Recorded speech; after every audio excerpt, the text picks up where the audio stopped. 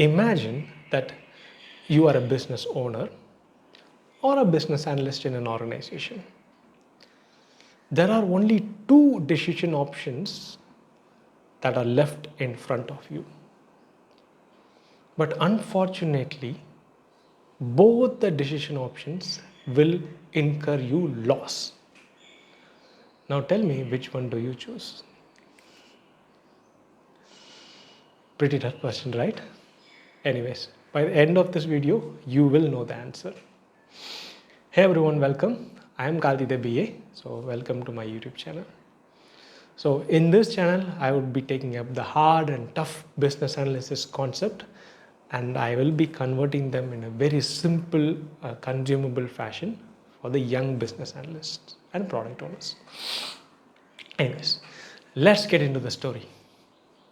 So this afternoon, I went to a restaurant. So as soon as I get into the story, it doesn't mean it is a story. It is a business story.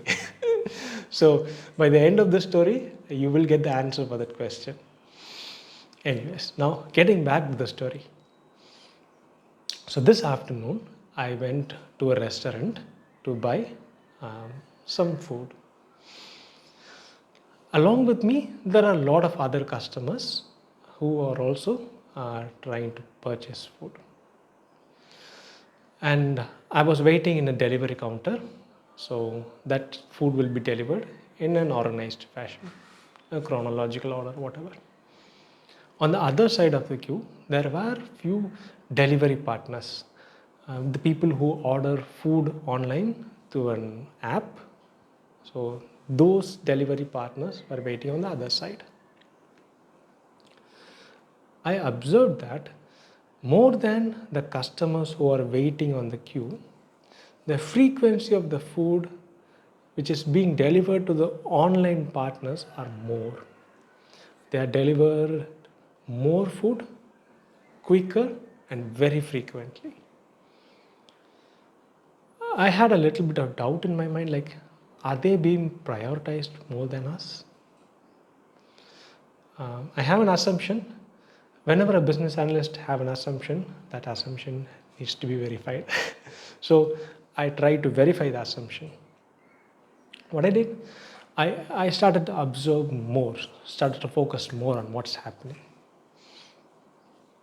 Then I saw that I started observing the serial numbers of my bill, the serial numbers of the bill which is being delivered to the online food partners, and the serial number of the bill who are waiting along with me. And my assumption was right, that even though the food delivery app, they ordered later than us, yet their food is being delivered earlier than us. So why this partiality? I didn't have an answer for it.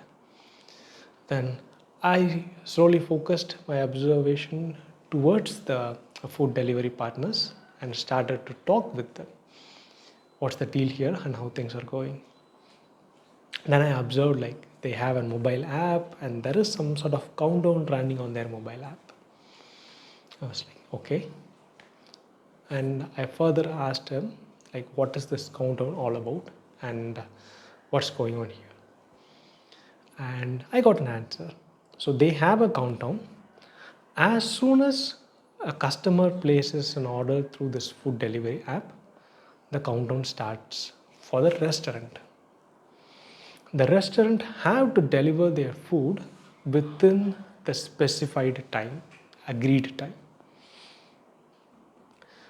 Okay, so what happens if the restaurant doesn't deliver on time? I had further questions and I asked further questions to the restaurant as well as through the food delivery app, the person for the food delivery app. Then I got the answer that whenever the countdown gets over, and if the restaurant delays more than that, the restaurant will be fined, and there will be a chunk of money which is getting removed from their pocket. Okay, that's a loss for them. That's a good one. On the flip side, I, as a customer, waiting in the takeaway counter, yet I am being delayed. I am ending up in frustration, and I will somehow, like, if I'm ending up in too much of frustration, I will make a noise around in the restaurant, or I might give a bad review on the internet. This is also a loss for the restaurant. Both the sides, it is a loss. If the restaurant delays for the delivery app, it is a loss. If the restaurant delays for me, it is also a loss.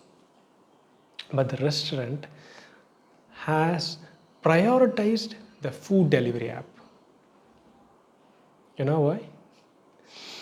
Because the magnitude of loss in the food delivery app is more compared to a common man.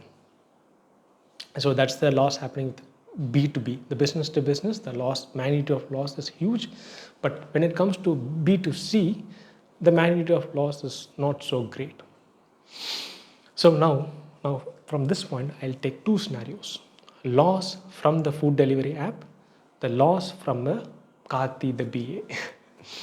So here on the food delivery app, if the restaurant delays, immediately the food delivery app will find the restaurant. That's one loss.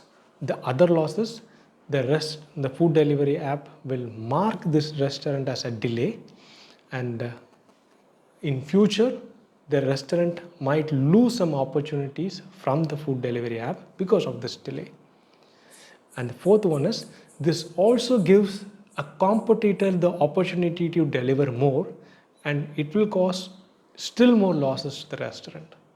So these are the four areas of losses for the restaurant, from short-term loss to medium to long-term. So in all three levels, there are losses for the restaurant. This is for the food delivery app. On the flip side, I am the Karthi the BA, a common man. The restaurant is delaying the food for me. What impact would I create? Max to max, I can shout, yell, I can argue, I can fight. That's one part. The other part is I can go and give a bad review on the internet. That's another part. And even giving a bad review would be like, out of 100 people who are waiting, not all the 100 people will give the bad review on the internet. Maybe a percentage of them will give a bad review. That is a loss, but that is a lost opportunity. That is not a current loss. I have paid them, and I have paid. So that's not a loss for the restaurant. The restaurant may lose the future opportunity. So this is the loss on the common man side. So now, if I put myself into the restaurant's perspective, I can lose an opportunity from a common man, but here I should not lose the existing revenue and also a future opportunity from a business partner. So in this case, the restaurant have made a choice of making me wait so that they are not having a bigger loss.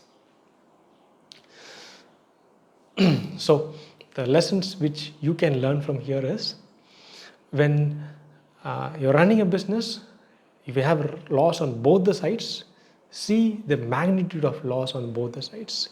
Which one is causing multiple magnitude of, like huge magnitude of loss and huge rippling effect, and try to avoid it.